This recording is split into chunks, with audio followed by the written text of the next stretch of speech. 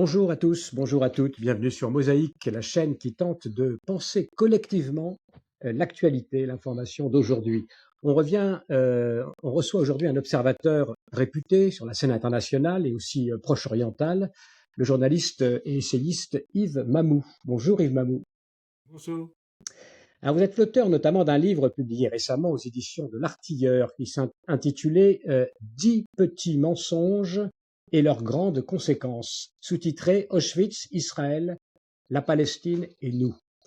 Vous étiez la semaine dernière en Israël, c'était votre première visite depuis le 7 octobre. Peut-être d'abord, dites-nous comment vous avez perçu le pays que vous connaissez bien par ailleurs. Qu'est-ce qui vous a manifestement frappé dans ce qui s'est passé avec le 7 octobre dans la société, dans le pays? Oui, ce qui est frappant quand on arrive, c'est l'immense solidarité qui unit toute la population israélienne. Et surtout, ce qui m'a aussi très frappé, c'est l'immense élan de solidarité de la diaspora qui s'est mobilisée avec un niveau rarement atteint pour apporter un soutien économique à Israël en allant cueillir des pamplemousses et des clémentines dans les champs, en allant dans les bases remplir des sacs de bonbons pour les soldats. Moi, j'ai passé un réveillon du 31 décembre absolument incroyable dans une base collée à Gaza et on avait organisé un immense barbecue géant pour les soldats. Voilà. Tout ça, c'était très émouvant et très impressionnant. Est-ce que vous avez le sentiment que cette unité retrouvée va être passagère et on va revenir aux vieux Oui, démons, ou au contraire quelque chose a ça va être changé? passager. Je pense que les clivages qui existent, qui se sont manifestés avant le 7 octobre au sein de la société israélienne, sont là plus forts que jamais. Je pense qu'en plus, ce qu'a fait la Cour suprême en annulant une loi fondamentale, un amendement à une loi fondamentale pour réaffirmer son pouvoir en disant que c'était pas la Knesset qui faisait la loi, mais que c'était elle. Je pense que tout ça envenime la situation. Mais je trouve que c'est d'une grande sagesse du gouvernement actuel d'avoir choisi de ne pas réagir immédiatement. Mais je pense que c'est cette espèce de monstre juridique qui existe aujourd'hui en Israël, ce monstre judiciaire, est un problème à la fois pour la gauche et pour la droite. La gauche ne l'a peut-être pas encore compris, mais elle va finir par le comprendre assez rapidement. Voilà, on va revenir sur la situation israélienne et puis la situation qui viendra après la guerre. Mais pour l'instant, Israël est en guerre. Comment vous appréciez la situation militaire? Le commandement vient de dire que la partie nord de Gaza avait été nettoyée. Est-ce que on parle de longs mois de guerre? Comment vous voyez la suite? Et d'abord, il me semble que c'est la façon dont l'armée israélienne conduit cette guerre est tout simplement remarquable dans la mesure où les Américains ont multiplié les obstacles, si l'on peut dire. Parce que il aurait été facile au président américain de tordre le bras du président égyptien et pour lui demander d'ouvrir sa frontière et d'accueillir dans un bout de désert 1,5 million de Gazaouis de manière à libérer le terrain pour l'action israélienne. Donc non seulement la population est là sur place, non seulement il faut la protéger avec des intimidations très fortes de la part des États-Unis, non seulement il faut la nourrir et la soigner, et donc c'est pas ça qui facilite l'action militaire israélienne. Alors à la fois les Américains apportent un soutien militaire parce qu'ils donnent en permanence des munitions et des armes fraîches à l'armée israélienne. Et en même temps, la question se pose de savoir est-ce qu'ils souhaitent vraiment une victoire de l'armée israélienne sur le Hamas. Enfin, en tout cas, moi, c'est une question que je me pose. Pourquoi ne le voudrait-il pas? On en vient là à une question complexe qui est que l'administration démocrate, depuis Obama, a bouleversé de fond en comble sa diplomatie. J'ai relu récemment le fameux discours prononcé au Caire en 2009 par Barack Obama et je ne l'avais pas pris au sérieux. J'avais pris ça pour un coup de com' à l'époque. Mais en fait, c'était un discours fondateur d'une nouvelle ère de la diplomatie américaine qui disait l'ère des coups d'État où nous installions des dictateurs qui nous étaient favorables dans les pays amis est révolue. Désormais, nous sommes des partisans de la démocratie, nous sommes des partisans du dialogue et c'est ainsi que nous agirons. Il est clair que ce discours au Moyen-Orient n'a absolument aucun sens. Aucun sens parce que les rapports sont uniquement des rapports de force et des rapports extrêmement violents. Donc c'est pour ça que je trouve ça très que cette façon qu'ont aujourd'hui les États-Unis, dirigés par un président démocrate, de ne jamais nommer l'Iran, alors que ce pays est au cœur de tous les troubles du Moyen-Orient, que c'est l'Iran, à travers les Houthis, qui bloquent et harcèlent les navires marchands en mer Rouge, que c'est le Hezbollah qui canonne en permanence le nord d'Israël pour empêcher le retour de 150 000 personnes dans leur maison. C'est l'Iran qui a organisé le raid du 7 octobre en Israël. Que voilà, les milices pro-iraniennes en Irak et en Syrie harcèlent littéralement les forces américaines sans que jamais celles-ci ne réagissent. Donc il y a un problème. C'est-à-dire l'Amérique veut la démocratie, veut discuter, veut convaincre, et alors qu'un pays lui fait la guerre par des milices interposées. Et c'est cette dichotomie entre deux comportements qui est extrêmement étonnante. Excusez-moi. Donc effectivement, il faut comprendre cette politique américaine. Est-ce que vous avez le sentiment que, à un moment donné, les Américains vont dire stop, justement, C'est toute la avant que question à quel moment les Américains vont-ils dire stop? Pour l'instant, non seulement alors, on voit bien, enfin, il faut essayer d'expliquer, comprendre pourquoi c'est comme ça. Il me semble que ils ont une trouille extrême de se retrouver dans un conflit de type de celui qu'ils ont vécu en Irak. Le conflit irakien a été extrêmement meurtrier pour l'armée américaine et surtout extrêmement coûteux parce que je crois que il y avait une étude qui était sortie à l'université je sais plus, de Duke ou de Stanford, je sais plus, qui avait évalué environ à 2000 milliards de dollars le coût de la guerre menée par les États-Unis en Irak, indépendamment des pertes humaines et des désastres diplomatiques que cela avait engendré. Donc, les États-Unis se racontent l'histoire qu'ils ont été entraînés par des pays, notamment, je pense ils pensent qu'Israël est responsable de leur guerre en Irak, alors qu'ils y sont allés tout seuls et souvent contre l'avis de leurs alliés. Et voilà, il y a ça. Donc depuis, ils ne veulent pas recommencer, ils ne veulent pas être en guerre, ils ne veulent pas voir que l'Iran leur a déclaré la guerre et l'Iran a décidé de les sortir du Moyen-Orient. Et à la place de ça, en échange, les États-Unis multiplient les signes d'apaisement. Ça veut dire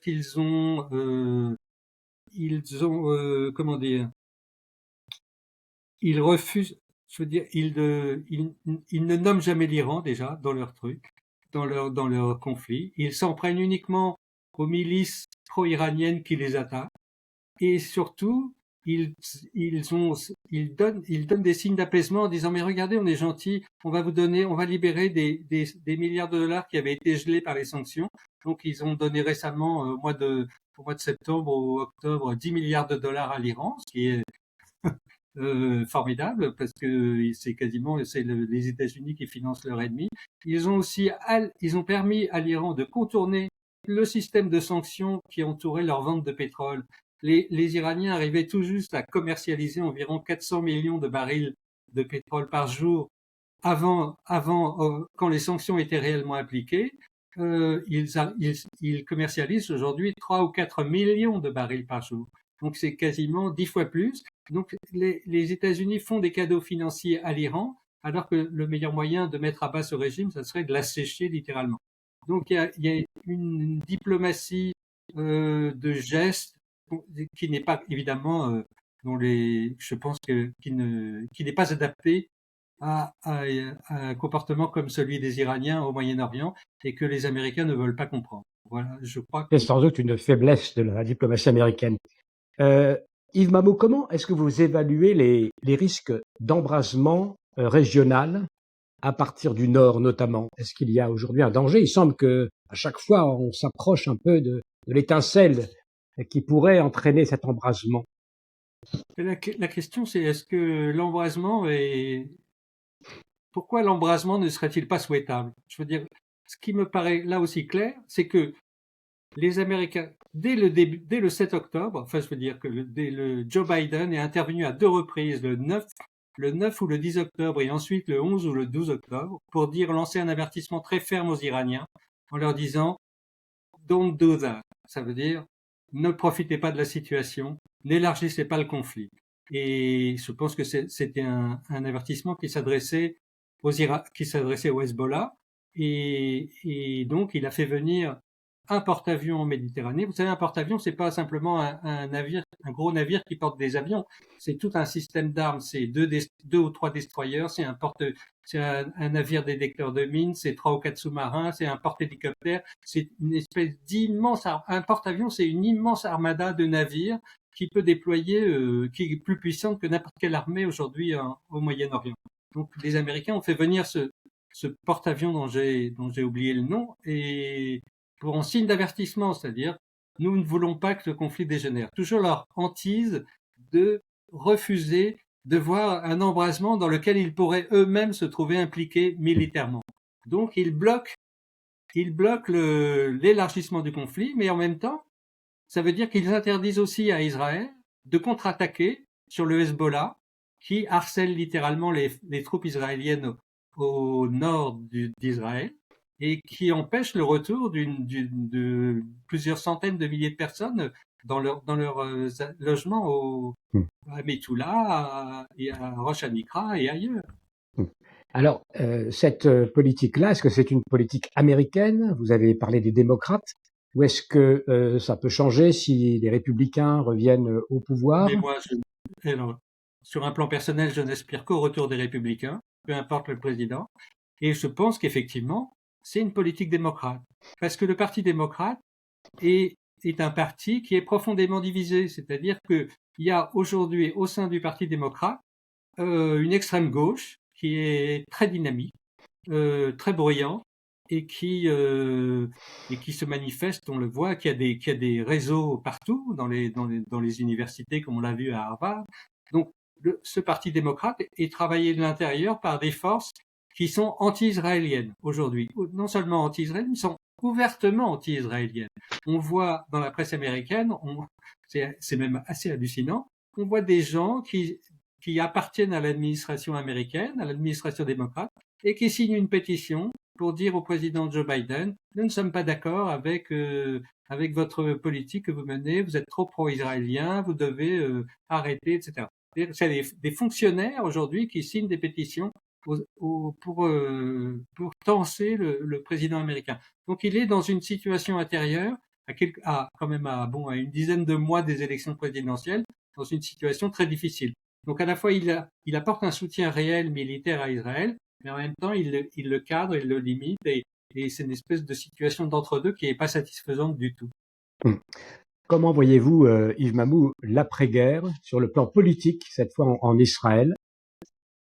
En Israël, franchement, j'ai les plus grandes inquiétudes parce que, comme je vous le disais tout à l'heure, je pense que la scission de fond entre, disons, Tel Aviv et le reste du pays, entre les élites ashkénazes et le reste du pays, entre la gauche et la droite, cette scission existe. Et moi, je l'ai mesurée. Je veux dire, tous mes amis qui sont là-bas à Tel Aviv appartiennent, disons, à la gauche bobo israélienne. Hein, donc, c'est très facile de tester leur réaction. Mais est-ce qu'eux-mêmes n'ont pas changé tout de même, j'allais dire, de logiciel par rapport avec le 7 octobre? Je veux dire, je veux dire, c'est que comment dire, il faudrait éviter de stigmatiser, mais il y avait quand même une sympathie plus grande des élites israéliennes pour les Arabes que pour les séfarades. Donc, parce que Israël est aussi un pays, moi ce qui me frappe à chaque élection, c'est que chaque communauté ethnique vote pour ses représentants, quoi. Les Russes votent pour Lieberman, les Arabes votent pour les Arabes, les Ashkénazes votent pour la gauche, les séfarades votent pour le Likoud, les Druzes votent pour je sais pas qui, les Druzes sans doute le Likoud aussi un peu, mais c'est pas grave. Enfin, donc, et ça c'est inamovible, ça ne bouge pas. Donc il y a une vraie ethnicisation de la société israélienne, et ça, et on a beau dire les mariages mixtes, etc. Je crois que ça ne change pas fondamentalement la structuration de la société, qui reste quand même une société jeune, je veux dire 70 ans d'existence pour un État composé de populations qui viennent de 4 coins de la planète, c'est jeune, donc il faut du temps pour que tout ça soit un peu mélangé, un peu lissé. Mais c'est des conflits ça crée des conflits. Quand il y a des conflits politiques, c'est très dur à gérer, je pense. Voilà. Donc, je ne sais pas vraiment quel va être l'après. Est-ce que vous pensez, par exemple, que l'équipe actuelle, on parlait souvent d'un remplacement de tous les dirigeants qui avaient failli le 7 octobre, qu'il y aurait un grand ménage, l'apparition peut-être de nouveaux personnages, vous n'y croyez pas non plus? Je, il faudrait, je pense, il faudrait que Benjamin Netanyahou cède la place. C'est ça qui serait le facteur d'une recomposition politique. Tant qu'il sera là, je pense que la gauche va s'arc-bouter à une opposition absolument presque irrationnelle contre lui. Et ça va être très compliqué et il va se retrouver en permanence avec des alliés qui vont le pousser dans des alliés qui sont sionistes religieux, moi, pour lesquels j'ai pas d'hostilité particulière. Je trouve que c'est des gens plutôt intéressants qui savent manier qui savent agir au plan de la communication pour faire avancer des idées. Donc ils sont dans le jeu ils sont dans le jeu démocratique, mais c'est pas simple. C'est ça qui hérisse littéralement les élites au pouvoir actuellement en Israël. Euh, Yves Mamou, on va dire un mot de la France. Aussi, vous avez écrit un livre il y a 5 ans environ qui s'intitulait Le Grand Abandon, sous-titré Les élites françaises et l'islamisme. 5 ans après, donc j'imagine que votre diagnostic n'a pas évolué, au contraire, qu'il s'est sans doute vu conforté. Pourquoi cette complicité entre les élites et cette idéologie islamiste en France, Yves Mamou? J'ai mis des années et des années à essayer de comprendre. Quand j'ai écrit ce livre, je n'avais pas vraiment d'explication, je voulais seulement faire un constat. Et il me paraît, le constat, je crois l'avoir établi, et j'ai été même l'un des premiers à l'avoir un peu vraiment consolidé. Mais la vraie explication, je l'ai acquise depuis quelques mois seulement, parce que je sais pas si vous avez vu, il y a le professeur Pierre Vermeuren a publié 2 ou 3 articles très intéressants sur l'immigration en France. Et il a renversé le processus, et il a expliqué que le demi-million de migrants qui rentraient en France aujourd'hui, c'était pas des migrants qui venaient pour travailler, parce qu'il n'y a plus d'industrie dans ce pays, et ni même d'agriculture, je veux dire, elle part en quenouille. Donc, c'est une immigration de consommation. C'est-à-dire qu'au fond, les quelques entreprises qui demeurent dans ce pays, les quelques multinationales, les grands distributeurs, les free, les télécoms et tout ça, ont besoin je veux dire, comme les Français ne font plus d'enfants, eh bien, il faut trouver une population, il faut trouver des consommateurs de remplacement. Et donc, ces consommateurs de remplacement, eh ben, ils viennent d'Afrique et d'Afrique du Nord, et on les fait rentrer au rythme d'un demi-million chaque année, et on les dote, on leur donne un logement, on leur donne des subventions, de manière à ce qu'ils puissent consommer et faire fonctionner l'économie. C'est une économie comme l'économie française, c'est comme l'économie américaine, c'est une économie tirée par la consommation. Sauf que la consommation des consommateurs américains tire l'industrie américaine. Or, en France, il n'y a plus d'industrie, donc ça accroît la Mais vous dette. pensez que c'est voulu, que c'est une politique qui a été voulue comme ça Oui, de... c'est voulu, bien sûr, c'est voulu. Ouais. C'est une politique, je veux dire, on est dans un système plutocratique, c'est-à-dire qu'on a un président qui est au service des multinationales françaises. Voilà, donc il fait la politique utile aux multinationales sans se préoccuper des conséquences sociales, sans se préoccuper de l'insécurité qui va croissant, sans se préoccuper de rien d'autre que être fidèle et servir ses commanditaires. Alors, je vous pose la question pour terminer, quelle perspective politique pour la France? Quand on laisse traîner ses oreilles, on a l'impression que tout le monde se fait à l'idée que le Rassemblement national, Marine Le Pen, pourrait arriver au pouvoir. Ça n'a plus l'air de Oui, je choquer pense qu'elle va beaucoup. être élue sans coup férir à peu près à la prochaine élection présidentielle. Bien sûr on va trouver un dossier brûlant comme celui qui avait servi à éjecter François Fillon. Et on va multiplier les obstacles. Je veux dire, cette élite bureaucratique, administrativo-politique va multiplier les obstacles pour qu'elle ne soit pas élue.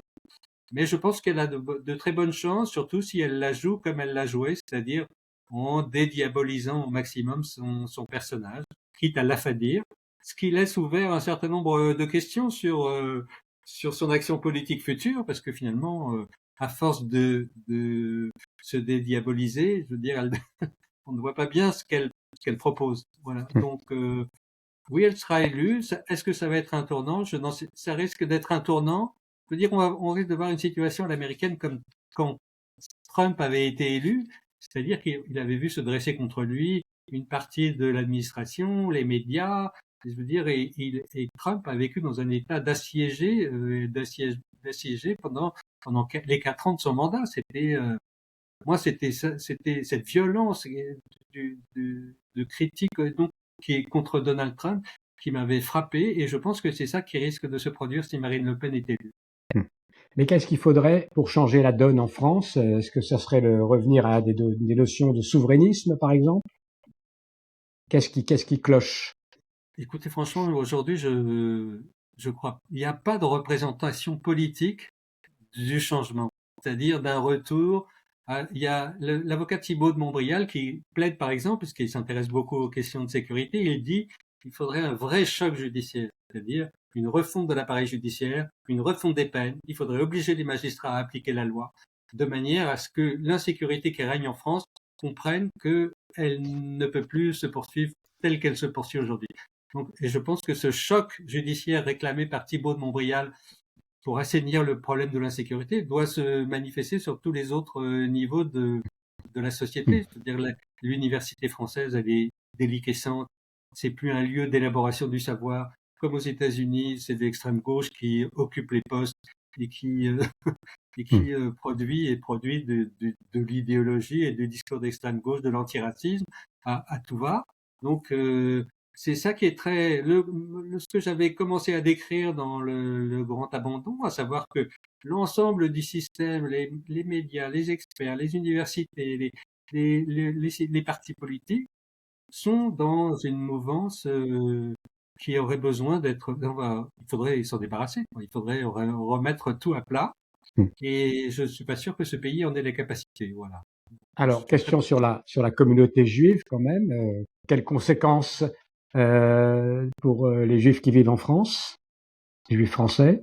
Les Juifs qui vivent en France, il y a un divorce. C'est le même divorce qu'entre les élites et la population. C'est-à-dire qu'aujourd'hui, si vous faites un référendum sur l'immigration, par exemple en France, il y a 70 70% des Français qui vont dire il faut arrêter l'immigration.